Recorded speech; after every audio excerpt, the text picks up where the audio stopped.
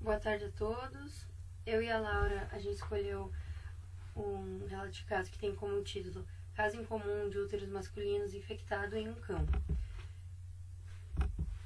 Esses aqui são os autores desse relato e ele foi publicado nessa revista no dia 15 de julho de 2020. Bom, o nosso caso ele é sobre um Basset Hound de 12 anos, não castrado, que apresentava histórico de tenesmo, pênis com descarga sanguinolenta e há 2 dias teve uma piora, apresentando anorexia, poliúria e polidipsia. Foi feito exame físico geral, e dado que havia uma desidratação discreta e a temperatura dele estava um pouquinho aumentada, 39,5. Foi feita a palpação retal digital e a palpação abdominal cranial. Foi percebido um aumento de volume simétrico que se estendia desde a região hipogástrica cranial até a cavidade pélvica e havia sensibilidade à palpação.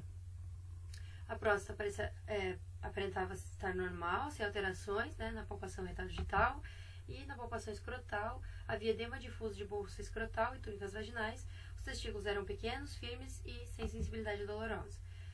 Foi notado também uma descarga mucopurulenta no orifício externo da uretra. Foi feito hemograma e bioquímica sérica e apresentou uma discreta anemia regenerativa, leucocitose por neutrofilia com desvio à esquerda. Tinha um aumento discreto de ALT, FA e hiperglobulinemia. Esses são todos achados consistentes com a desidratação desse paciente.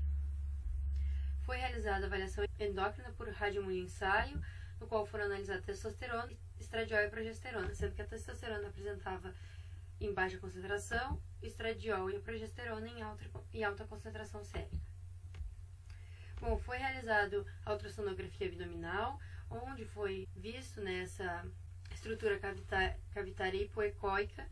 Aqui a gente consegue ver na imagem. Esse aqui é um corte transversal e aqui um corte sagital. Então ela estava localizada adjacente à próstata, e ela se estendia até cranial, além da bexiga, passando dorsalmente a essa bexiga. A próstata no exame de ultrassonografia estava sem alterações, a bexiga também sem alterações, e foi realizada uma cistocentese dessa bexiga para ver a origem dessa descarga peniana que ele tinha. Então a urina apresentava-se clara, pH 7 e a densidade de 1,02.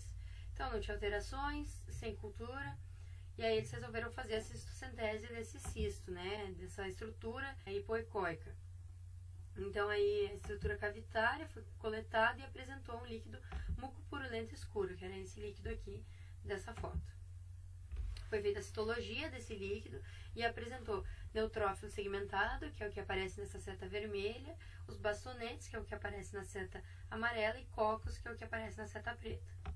E aí foi feita cultura e eles notaram a presença de Escherichia coli. Esse paciente foi submetido à laparotomia exploratória e aqui a gente consegue ver nessa imagem uma estrutura cística, que se localizava entre o cólon descendente e a bexiga. Essa estrutura aqui eles chamaram de corpo e ela tinha cornos, o que eles chamaram de cornos, que eram essas 2 estruturas aqui com fundo cego. Bom, então foi diagnosticado esse cisto paraprostático, ele foi ligado e removido, feita a sutura da cavidade abdominal.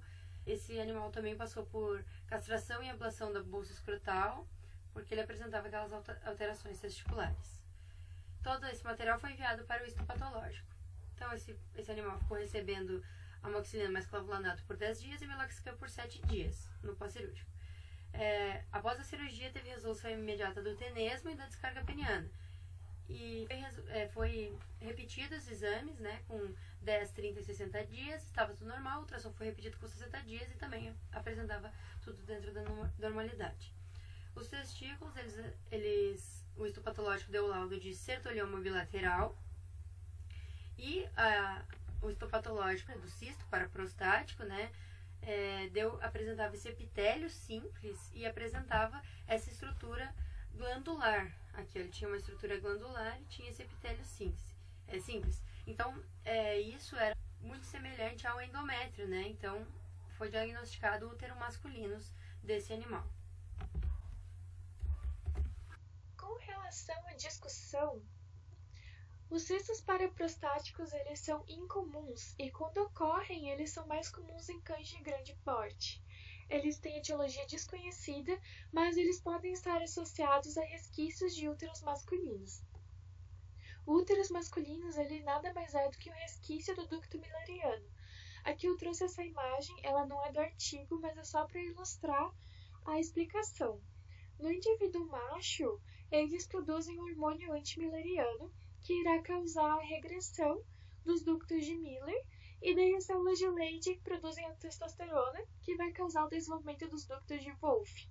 Nos indivíduos que apresentam úteros masculinos, provavelmente acontece algum defeito nesse processo de diferenciação, sobrando assim então o resquício do ducto que dará origem a úteros masculinos. Esse então é o primeiro relato em cães de um cisto paraprostático surgindo de um útero masculinos com infecção bacteriana e com comunicação com a uretra. Existem outros relatos de casos similares de úteros masculinos infectados e com comunicação com a uretra, porém somente nas espécies dos equinos e dos seres humanos. Nesse caso, o paciente ele tinha sinais clínicos de cisto paraprostático, como o tenesmo e a descarga peniana, só que o que era incomum é que essa descarga peniana ela acontecia pela infecção do úteros masculinos e por esse úteros masculinos ter comunicação com a uretra. Ao contrário do que se esperava, ele não tinha alterações em próstata ou bexiga que justificassem essa descarga peniana purulenta. Com relação à avaliação endócrina, com os resultados dessa avaliação, sabe-se que o sertolioma ele causa aumento nos níveis de estrógeno e que isso pode ser influenciado no surgimento de úteros masculinos. No entanto, o artigo não soube encontrar a causa desse aumento de progesterona que o paciente também apresentava. E essa progesterona, sabe-se que ela tem um papel importante na formação glandular e na produção de muco pelas glândulas do endométrio, que nem acontece nas cadelas, e que isso também pode ter acontecido nesse paciente, e deste modo propiciou a infecção por E. coli, do mesmo modo que acontece a piometra nas cadelas. Com relação ao tratamento cirúrgico, o tratamento que geralmente é feito para o cisto paraprostático é a técnica de aumentalização e marsupialização. No entanto, nesse caso foi optado por realizar a ressecção completa e a ligadura das comunicações porque ele tinha esse conteúdo infectado. O artigo também aborda essa síndrome da persistência dos ductos millerianos, que é um distúrbio raro e é uma forma de pseudohermafroditismo, onde os pacientes eles devem ser animais XY com testículos, porém eles devem apresentar uma certa feminização da genitália interna ou externa, e normalmente esses pacientes eles são criptorquidas. Nesse caso, o paciente ele não tinha feminização e ele não era criptorquida. Como conclusão, então, o artigo aborda que o úteros masculinos ele deve ser um diferencial para quadros de tenesmo, de descarga peniana e sempre que houver alguma estrutura similar ao cisto paraprostático.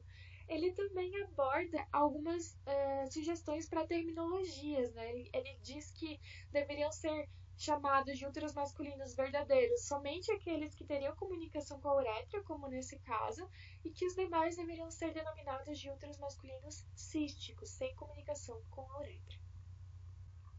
Com relação às nossas considerações finais, eu e a Ingrid acabamos chegando em 3 pontos principais. O primeiro seria com relação ao título do artigo, um caso incomum de úteros masculinos infectado em um cão.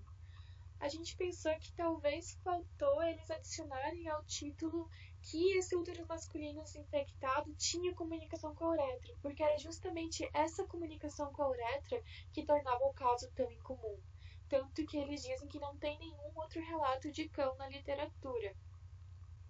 Com relação ao tratamento, talvez faltou, adicionar um protetor gástrico, porque foi feito 10 dias de antibiótico e 7 de anti-inflamatório, num paciente mais idoso. Então, talvez a gente teria feito isso também.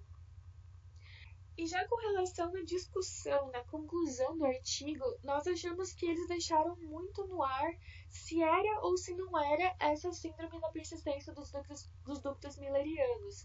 E eles abordam esse tema num parágrafo de umas 7 linhas só. E eles também não falam que o Basset é uma raça predisposta. Eles não abordaram muito a fundo essa questão e deixaram muito no ar se era ou se não era essa síndrome da persistência dos dúcteos millerianos.